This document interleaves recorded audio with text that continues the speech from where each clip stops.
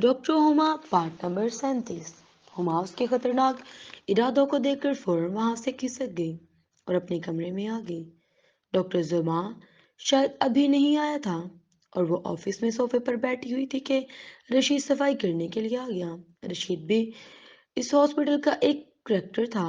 40-45 साल का हट्टा कट्टा मर्द था, दरमियाना कद लेकिन मजबूत भारी भरकम जिस्म, काला स्याह रंग और एक कान में चांदी की बाली पहनी हुई थी। पान और सिगरेट उसकी आदत थी। मोटे काले होंठ और स्याह चेहरा, बहुत ही बदसूरत आदमी था ये रशीद। जैसा उसका हुलिया था वैसे ही उसकी नौकरी थी। हॉस्पिटल में क्लीन्स की नौकरी करता था, यानी जिम्मेदार था। सरकारी जॉब थी, यहाँ नाइट पर पार्ट टाइम ड्यूटी करता था। सरकारी अस्पतालों का ये निचला अमला तो बस शिकारी ही होता है। जैसे ही कोई खूबसूरत लड़की नजर आए उसके इर्द गिर्द मंडलाने लगते हैं और अक्सर औकात ये लोग कामयाब भी हो जाते हैं अपना शिकार काबू करने में। रशीद भी ऐसी ही चीज था, बहुत ही ठरकी और हवस से भरा हुआ।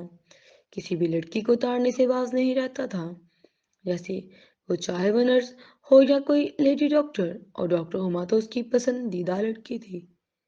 वो हमेशा ही उसकी खूबसूरती पर अपना लाड टपकता रहता था। हुमा को भी इस बात का एहसास था, इसलिए वो उसको नापसंद करती थी। अब भी कमरे में सफाई करने आया तो हुमा को देखने लगा और उसे भी एहसास हुआ कि आज हुमा हर रोज से कुछ ज्यादा ही खूबसूरत लग रही है। सफाई करते हुए वो रह नहीं पाया और बोल ही पड़ा, मैडम जी आज तो आप बहुत प्यारी लग रही हो। हुमा ने चौंक कर उसकी तरफ देखा और नागवारी से बोली, तुमको इससे क्या मतलब है? तुम अपने काम से काम रखो। रशीद, वो मैडम जी, मैं तो वैसे ही कह रहा था। जो सच बात है मैंने कह दी बस।